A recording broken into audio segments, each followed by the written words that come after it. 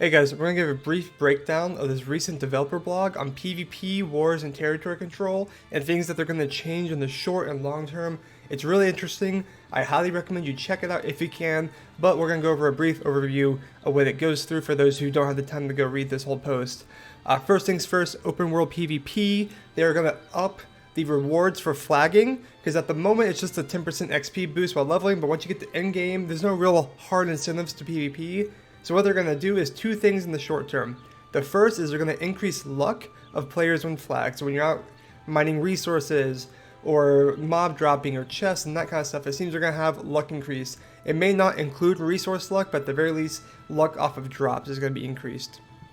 The second thing they're going to do is they're also, as you can see here, they're going to reduce the durability damage to gear when flagged. As you can see here, that's going to be a huge thing, because a huge issue with late game is when your gear starts getting damaged, there's a huge cost to be able to repair it. So this is something they're going to do to try and fix that issue.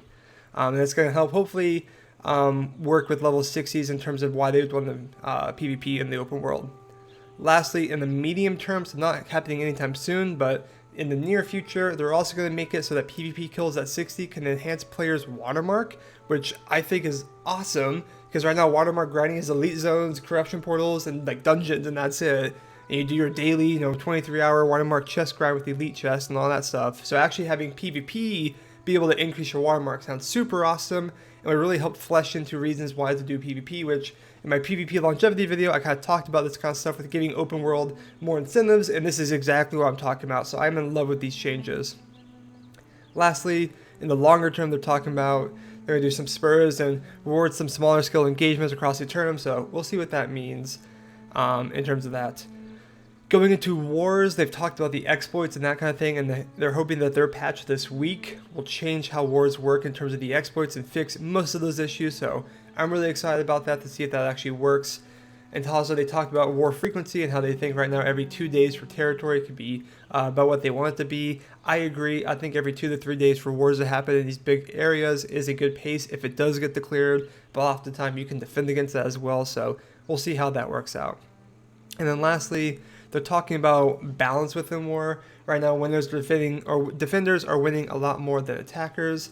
Currently, defenders win around 80% of the wars, which is, if you don't watch my stream, this is something I've been saying in stream for a long time now, is that defenders are winning at least 80, if not 90% time. So it's good to see this actually backed by devs, kind of support this argument that right now it's really hard to flip a territory.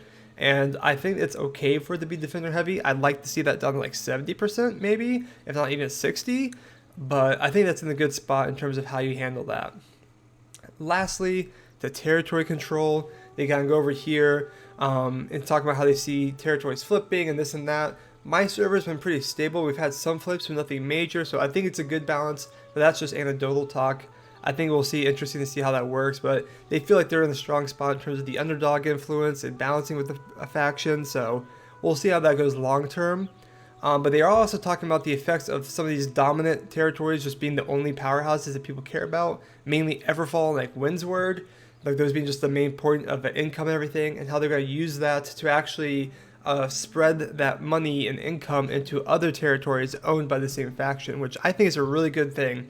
Because if I own Everfall, and then the other territories my faction owns is First Light, Restless Shore, and Morningdale, then like those three are screwed in terms of income. They're never going to make any money, so I think it's really smart to kind of have this kind of trickle into those and give a reason to work together with your other companies, like, hey, we could share wealth and kind of grow this up together. So I think that's really smart. We'll see how that works. They said that's not going to be like a short-term thing, so I think that's going to be really good in terms of long-term and giving it like longevity, but overall, these are really great changes. That was the TLDR. Highly recommend that you actually go through and read this whole thing. There's a lot of interesting information in it. This will be linked in the description and the comment below. Check it out and give me your thoughts on this upcoming PvP war and territory changes, hopefully coming soon.